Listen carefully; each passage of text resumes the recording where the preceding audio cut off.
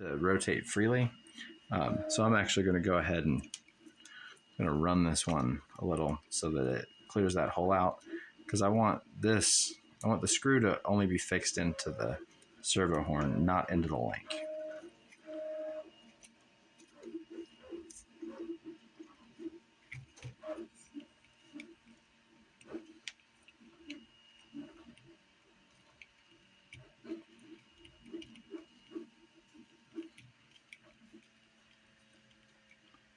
I'm not going to tighten it down. I'm going to leave a little less than a fingernail gap right there. So that's actually it. Well, I mean, obviously we've got to put the top armor on. So I'm going to turn the radio on. I'm going to raise this up about halfway. I'm not quite sure where that'll be, but that should put that near centered. Then when I turn this on, it won't bite me in either direction. So there it is. It looks like... So what I'm looking for is to make sure that the servo horn and the link aren't hitting the top plate, but I think they are. So it seems like every set of servos is slightly different. I thought that might be a little bit long, so I'm going to go ahead and take this back out of here.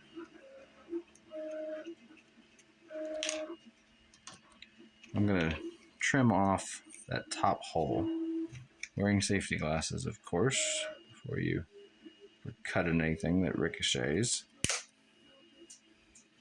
You heard it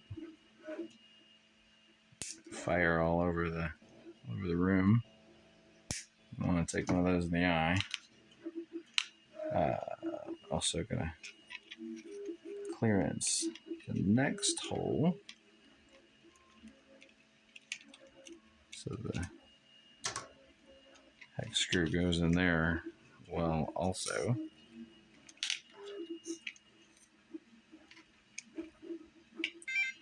By going a smidge shorter on it, now we'll have even more power on the servo.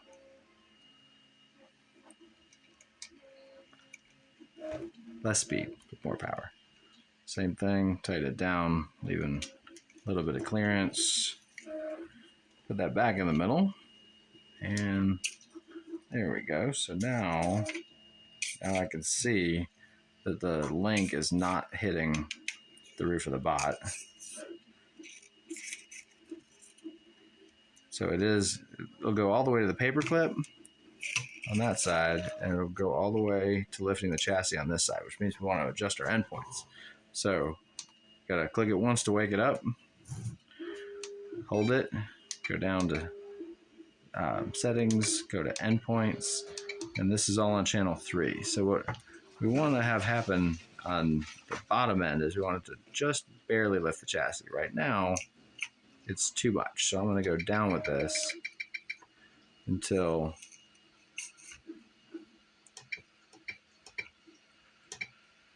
$91. So I'm getting just the smidge of visible chassis lift there.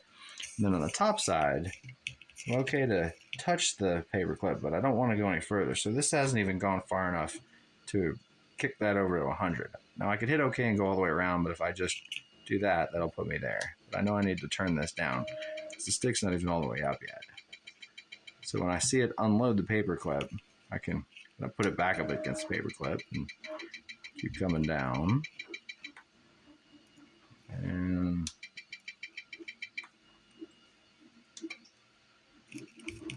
so what I've been watching is the link hitting the paper clip.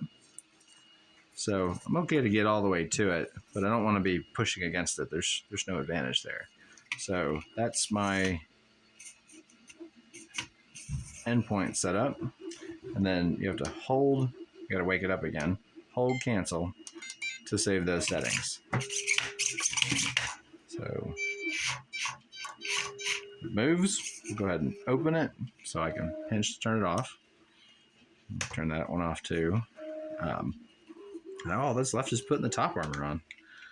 So you do want to take care when putting the top armor on, when you already have wheels on, that you are not pushing down hard on the chassis and prying those wheels up. you're a lot stronger than a 150 gram bot. So if you put a lot of pressure on it, you can wallow those out a little bit. These, same thing, standard hex screws.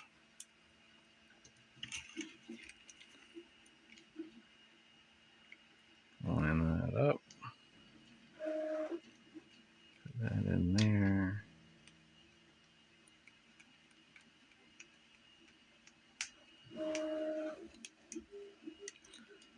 So we're not needing to go nuts. We want it to get all the way tight, but we don't need to try and do too much else. Now, the top armor, again, does keep that rear upright in place, puts a little bit of tension on it to help clamp the motor.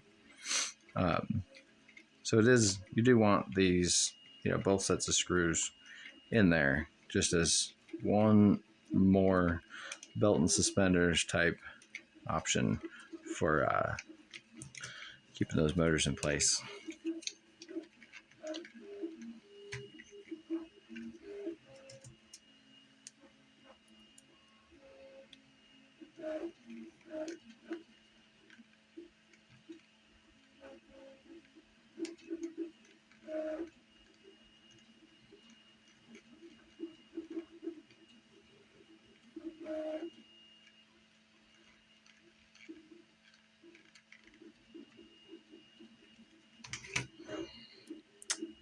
There we have it. That is an assembled slipper. You may have to hold that upright in. Like I said, you're intentionally clamping, you're finishing off that motor mount.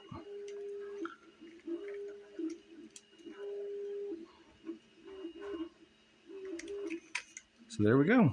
We will put those two in before we ship this out. But open it so it doesn't bite me. Turn it back on.